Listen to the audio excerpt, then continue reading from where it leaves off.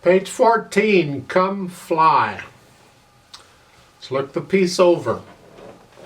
You see we've got two stabs again, and they're connected with that curly brace, and so we're going to play both stabs at the same time. On those bar lines, they go all the way through both stabs. That tells you both stabs are happening at the same time.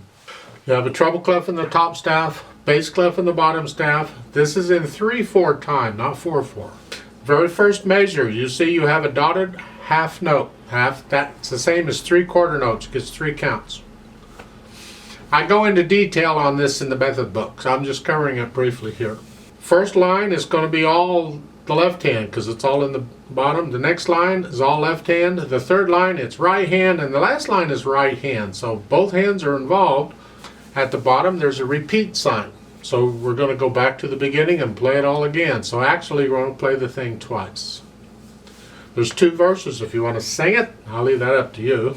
There's slurs or phrases. Actually, in this piece, they're phrases. The curved line. Look at the first line here. The first, above the notes, there's this curved line. A lot of lines going on in there. That means you connect the notes. There's no silence between the notes. And it also means it's a musical phrase. A musical phrase is a musical sentence. It's like we talk in sentences, music in sentences. It's a musical thought is what it is. So it's 1, 2, 3. That's a musical thought. Next line, we have 2 of them. The idea is you're going to raise up and down between each phrase, between each slur line. So at the end of the first line you have the E here. Before you play the next note, the first note and second line here, you got to raise up so we get a little silence in there. So here, second line between the second and third measures, lift up so there's a little silence there. So to do the second line, it's this way. And each time between these slurred lines, lift up so there's a little silence in there. At the end of this, notice the last 2 measures. That's C in the right hand. That's tied. There's a curved line under it. See, this is a problem when you have these curved lines meaning multiple things, because the curved line over the whole line is like a musical phrase. You connect all the notes. Well, underneath that's a tie. So you're going to play the C in the next to the last measure. You're going to hold it down for both measures. You don't play it again, you hang on to it. You tie them together, and that's what that's for. So, get that worked out with the fingers and the hands, and you know the names of the notes, and now we put in the slurring. Go ahead and do the dynamics. It starts out soft. You'll have to decide what soft is. It's not as soft as you can go. They're softer than this. It's just soft. At the third line, it's still soft. They don't need to give you another soft because the first soft applies until you get something else, and you haven't had anything else.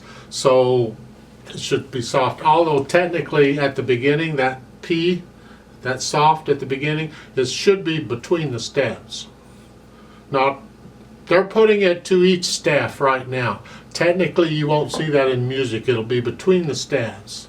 And you got to figure out what's going on, and I'll explain that as we go. Right now, just remember you play the whole piece soft is what it means.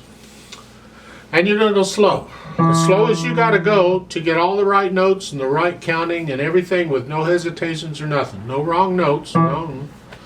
Then once you learn it, then you start thinking about the speed. Now, I haven't been talking about the speed. At the beginning of each of these pieces, they give you some indication above the beginning there about how fast it should go. Now, a lot of times that's not a speed, it's a mood. Because music is mood. It's moody. It's a feeling. And it tells you the feeling, and from the feeling you kind of get an idea of how fast it goes. This says brightly. That's not a speed. Unless you think brightly is a to me it's not a speed. It's a feeling. It's brightly. Because you're going to play it brightly. 1, 2, 3, 1, 2. It's a happy piece. It's not a sad piece. It's a happy piece. When you're learning it, forget all that. You go slow. However slow you got to go to get it, and then you can speed it up.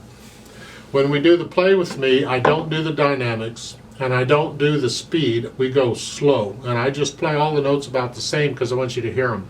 Speaking of the play with me, let's go ahead and try it out. I'll give us 3 counts because there's only 3 beats in a measure, so 3/4 time. So go ahead and put both hands where they go. Well, where do they go? Well, at the beginning, it starts out with 3rd finger on E for the left hand. That's here. That means the hand goes here.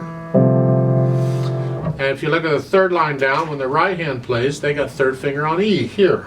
So that hand goes here. So you're here. You're in C position, and go ahead and put both hands up and leave them there for the whole piece. 1, ready, go. 1, 2, 3. 1, 2, 3. 1, 2, 3. 1, 2, 3. 2, 3. 1, 2, 3. 2. 1, 2, 3. 2, 3. 1, 2, 3. 1, 2, 3. 2, 3. 1, 2, 3. Tie, 2, repeat. 2, 3. 1, 2, 3. 1, 2, 3. 1, 2, 1, 2, 3. 1, 2, 3. 1, 2, 3. 2, 3.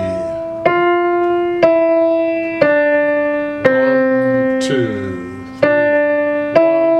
2, 3. 1, 2, 1, 2, 3. Tie, 2, 3, off. So let's play the duet.